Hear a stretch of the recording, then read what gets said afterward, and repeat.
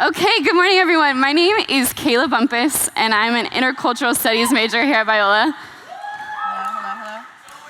I had the same problem last time I did this. I'm Zoe. I'm a senior Christian ministries major. If you can't hear me, is it working? Can you guys hear me?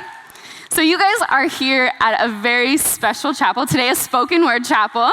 And if you don't know what spoken word is, it is a poetic art form where artists perform their original pieces on stage. And usually the artists try to build a rapport with their audience and have the audience respond back to them with an amen, come on, that was good.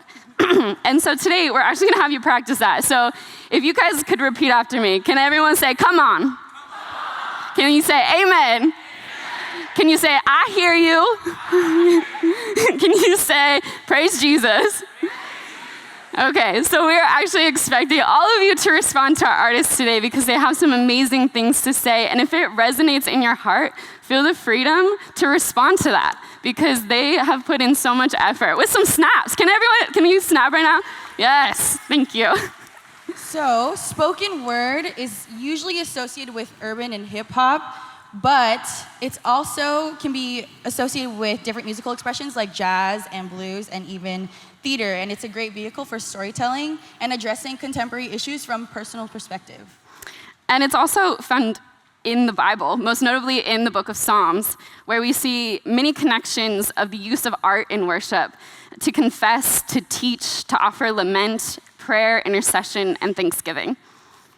So each semester we have a chapel. We invite different artists to come share their poems. And today we have two artists. We will celebrate the arts and creative expression in worship with Arielle Estoria and Josh Saucedo. Woo, give it up. They're awesome. Arielle was actually born and raised in the San Francisco Bay Area. Woo! She's a writer, a speaker, and a creative.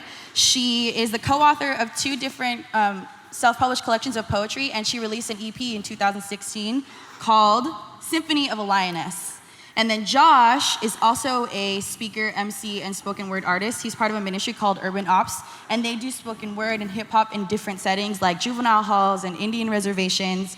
And I only have had like maybe 5 minutes with him, but he loves the Lord, and that's all that matters. So we also have, I almost forgot, we almost have one more artist, which is my co-MC, Kayla. So she will be sharing a piece that she wrote, and yeah.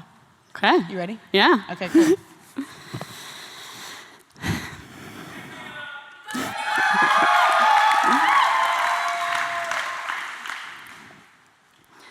The new song that I am singing is where you are the main character within the melody.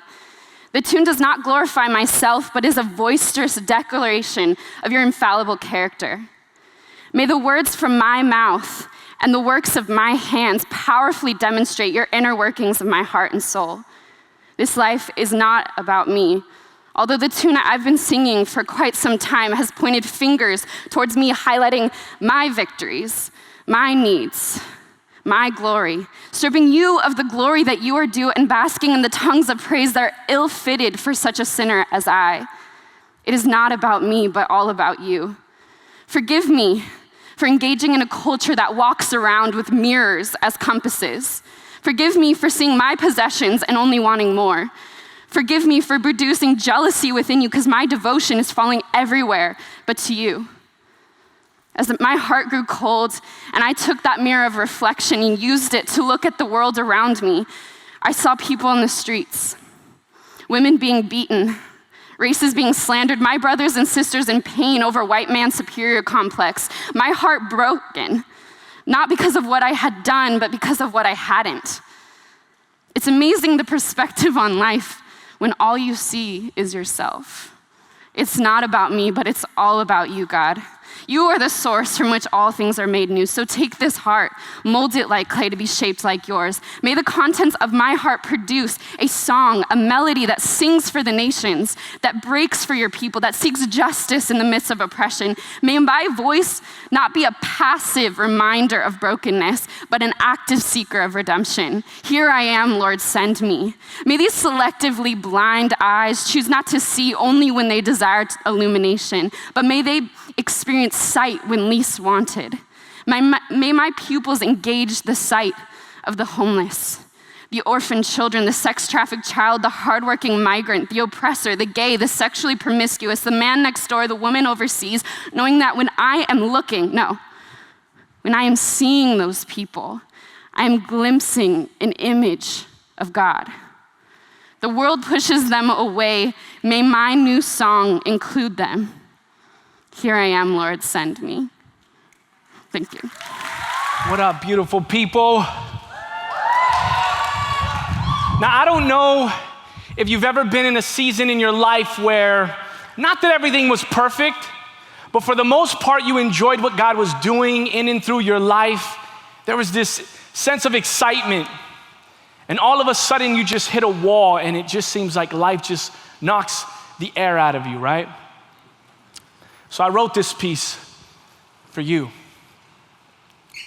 The day hope died, I waited anxiously for someone to pick me up, carry me, then race me to safety. The most beautiful words couldn't embrace me. They only seemed to linger in the air, then soon disappear. Listen, you can decorate my despair. Each second too heavy to bear. See, hope was my only remedy. To be in the midst of chaos and still have serenity. See, hope was the light at the end of a pitch black tunnel. Hope was my hero on the way to rescue me from my troubles. Hope was the muscle to shovel the rubble. Hope was the missing pieces to this puzzle. But hope is dead. So pop goes that bubble. So the day hope died, I realized, and so did I. Because without hope, there's no peace to end the night with sleeping, and there's no energy to face the morning. So plans to overcome back and forth are racing, but I'm so low that I could taste the pavement. That used to be me. That's how I used to believe, and maybe that's still you, but I come to the conclusion that hope wasn't dead. I was just this illusion, because I placed it on every empty illusion. See, I was foolish. Hope is being certain, even if you can't see it. And even though I didn't see it happen, he certainly walked this planet. The creator, incarnate, 100% man, 100% God. Prophecies told, manifest and unfold. Salvation reaches out his hand when you were naked and cold. See, history can't deny his story. And all creation declares his glory. See, he is hope, and outside of him, hope is dead. Outside of him, I'm just a slave to deception. And it happens to the best of men, but here's the secret weapon. Jesus Christ resurrected, so why don't we let him step in? Because outside of him, I'm just blindfolded by my own emotions, a host of my own erosion. But hold up. Is he not bold enough? Is he not strong enough? See, enough is enough. It's time to step into new levels of trust. And I'm speaking to both you and I.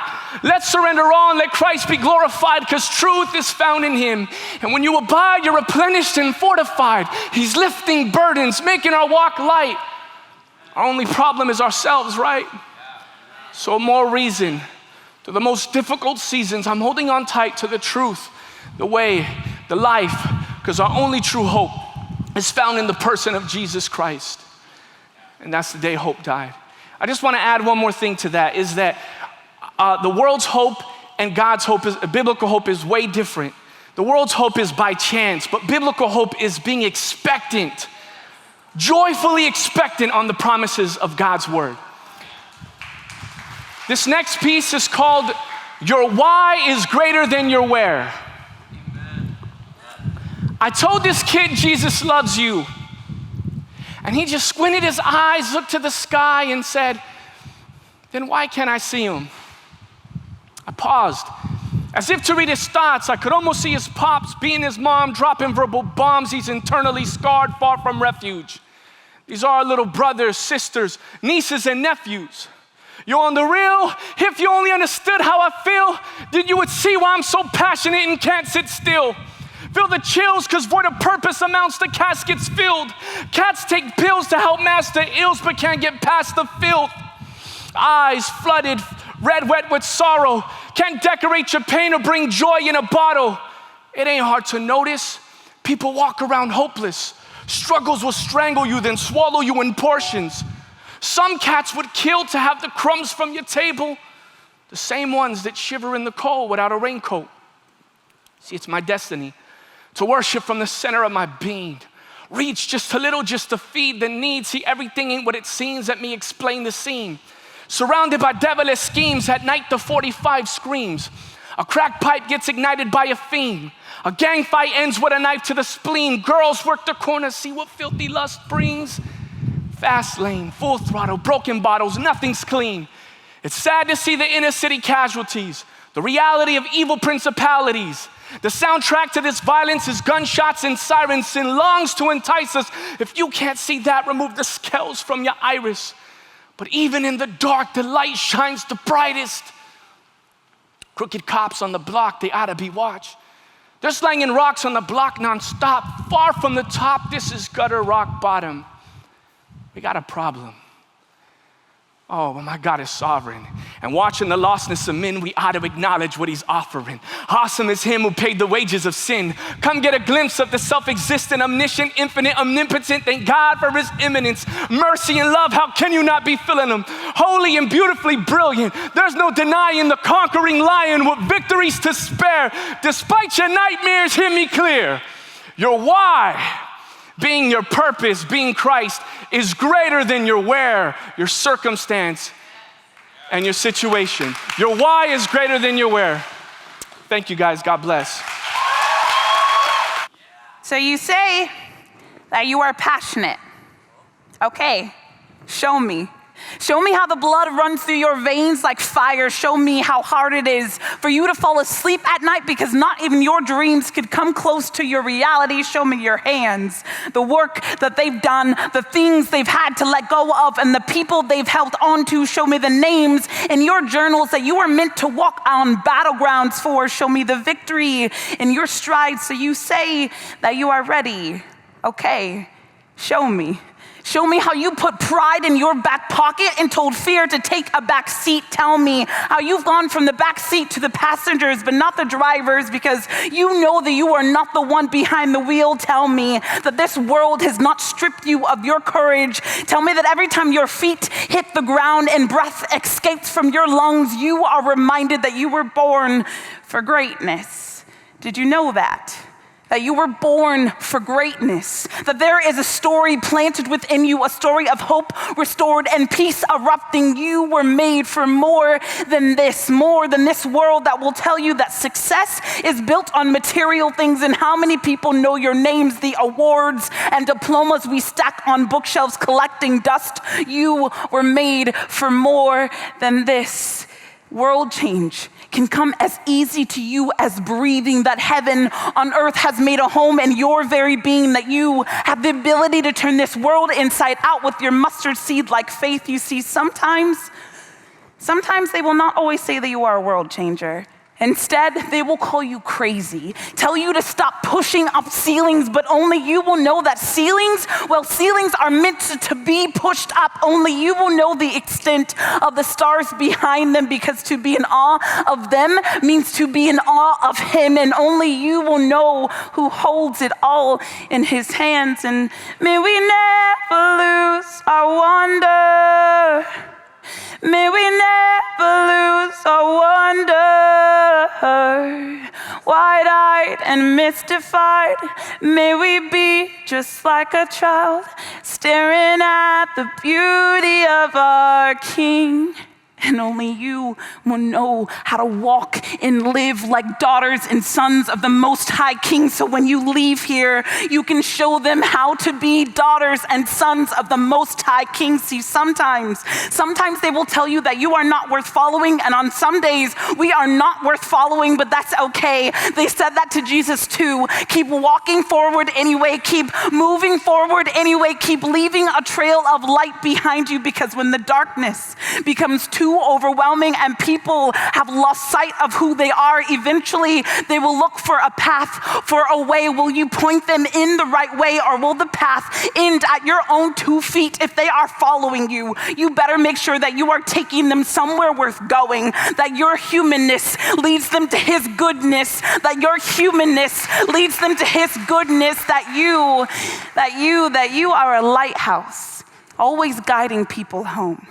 And when fear has crippled you, remember who you belong to. Remember who you have been created to be. And when doubt weighs on your shoulders, get on your knees, whisper your petition so that when you finally stand, you will know what a victory truly is. And for those of you who have kept the giftings that God has given you on the tips of your tongue, open your mouth. It's time to speak and let heaven come forth. And for those of you who have buried their giftings under the expectations of others, get a shovel, dig your fear off the top of your giftings, blow off the dust.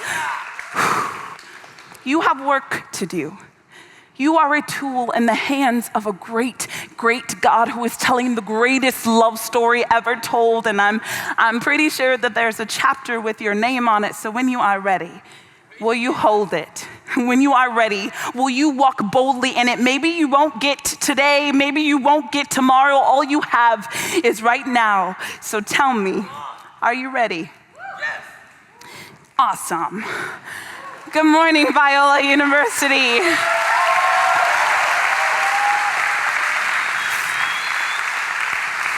I am Arielle Estoria. That's not my last name, but my sister goes here now, so I'm not going to tell you my last name. You have to figure it out. And I am so honored to be here. I am an APU alumni. Sorry, not sorry. Biola was my second choice, though, so we're doing great. I am so honored and thrilled to be here. Like the amazing MC said, I'm a poet, a speaker. I live in Pasadena, but I'm from the Bay Area. I graduated in 2015, and I love the sun so much, so I stayed. And here we are. And so I have the honor and the privilege to be able to speak to wonderful humans like yourself. And as I was sitting there while you were worshiping, that was just such a beautiful space, and the opportunity that you have to go to a God-centered and God-focused university is one that I would really encourage you not to take for granted.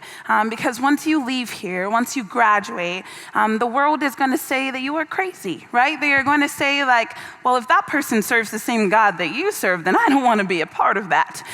So you have to realize while you're here, you're being so equipped and so strengthened to not only be educated and students and theological and all that fun stuff. I took Genesis, Exodus. It was great. I don't remember any of it. But what I do remember is how to leave here and how to continue to walk and be the light that I know that I was called to be.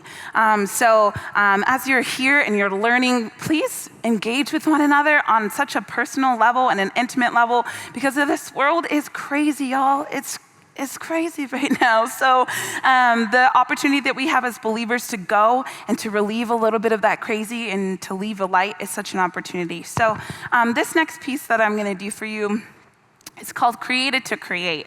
I was not always having the intention of being a poet. In fact, that was something I more so ran away from. I say that my art chased me. I didn't go and follow it. I really thought that in order to be an artist, that wasn't something that was practical, right? It didn't make sense. It wasn't logical. I couldn't always pay the bills with that. So I went to Azusa Pacific and I studied psychology. And then I kind of dabbled in, psych majors, woo woo. It's okay, we don't psychoanalyze you. We just know how to love you better. And so I went to APU, I studied psychology because I wanted to know how to understand how to love people. And then I studied theater because I thought I would do art therapy for kids. As I got ready to graduate, none of those things took place, like none of them. I graduated and I was like, okay, apply for this job. And every time I tried to apply, midway, something stopped me. Maybe this thing that I've been ignoring is a little bit bigger than me, right? Maybe this thing that I've been ignoring is actually more a part of who I'm called to be than I want to realize. So I graduated and I said, I'm going to be a creative for a year. And I'm still trying to figure out what exactly that means. But it looked a lot like unclenching my fists and actually letting God work in and through my life. And so that post-year of graduation was the most gnarly year I've ever experienced in my entire life. And it seems to continue to keep being chaotic. So when I said, Lord, like, I'm just gonna be a creative, he was like, oh my gosh, you have no idea what I'm about to do. And the visual I have is the waves at Big Sur, right? Massive, beautiful blue waves, and him coming in and wiping clean, and coming in and wiping clean, coming in and wiping my pride clean, coming in and wiping my expectation of what it means to live and be successful. My parents are very concerned because I didn't do the whole ring by spring thing, you know? So they're a little bit worried, but what I do know is right now I'm exactly where I'm supposed to be. So this poem is called Created to Create, and whether you think you're an artist or not, it applies to you because you have been created, therefore you have the ability to create. You're an artist. The end. Music, please.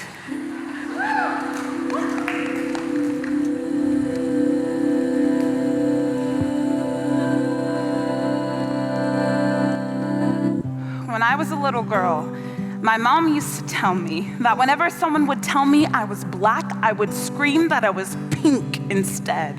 For a really long time, I wanted to be a barista so that I could love strangers without even knowing them for too long. I hushed the novel streaming from this tongue because I never thought that what I had to say was good enough. I never thought that who I was good enough. If I were to get a tattoo, I would have them ink out the words worthy on my wrist so that it goes back into my bloodstream, because for too long we've been conditioned in thinking that we are defined by what we do and not simply by who we are. And I heard someone say once that they don't give power to young people because they don't think that they can handle it, but who's to say that I'm not capable of taking this world by its seams and turning it inside out? Who's to say that this body and soul can be contained within logical? You see, I don't know about you, but I serve a God who does not care much about my logical, my list, and expectations are no match for his already written plan, your purpose. Destined in the fact that you were called to teach and to speak, called to orchestrate and to dance, and maybe you're so afraid of it all because it doesn't make sense, but I'm sorry that I'm not sorry that sometimes the best things in this life just don't make sense. I've always wondered why these restless feet stumbled headfirst into poetry and not medicine, why my life's desires to leave footprints in word form everywhere that I go. I guess I was just afraid of the Jeremiah 29:11 he's left bumping in this rib cage, afraid of the burning bush that he has placed in this soul. We are artists, and they will tell me that art will do nothing but keep me distracted, but I'm tired of pretending that every spill of a poem is not a prayer and that every stage is not a sanctuary. We are artists created to create, and yet our own worst enemy, our deepest fear, is not that we are inadequate. Our deepest fear is that we are powerful beyond measure. It is our light, not our darkness, that frightens us most. We ask ourselves, who am I to be? Talented, brilliant, fabulous, gorgeous? Actually, who are you not to be? You are a child of God, and your playing small does not serve the world. Marianne Williamson, and I know that there are fears tucked in your conscious like little monsters that just keep showing up in that game. That game of comparison you play will strip you of the marvel in your own story. There will always be someone who comes along and does something a little bit differently than you. They will laugh with more of a twinkle and walk as if they were floating instead. But baby, there will never be another one like you, because you were placed on this earth to leak goodness like something crucial and be the most beautifully flawed heaven on earth that there ever was. This world is desperately in need of more beauty, more now than it ever has. So I guess I'll stop being afraid of how I can contribute. I'll pick up my pen, sow beauty back into this world every day that I can, even if it's the very last thing that I ever do. Thank you. Biola University prepares Christians to think biblically about everything, from science to business to education and the arts. Learn more at biola.edu.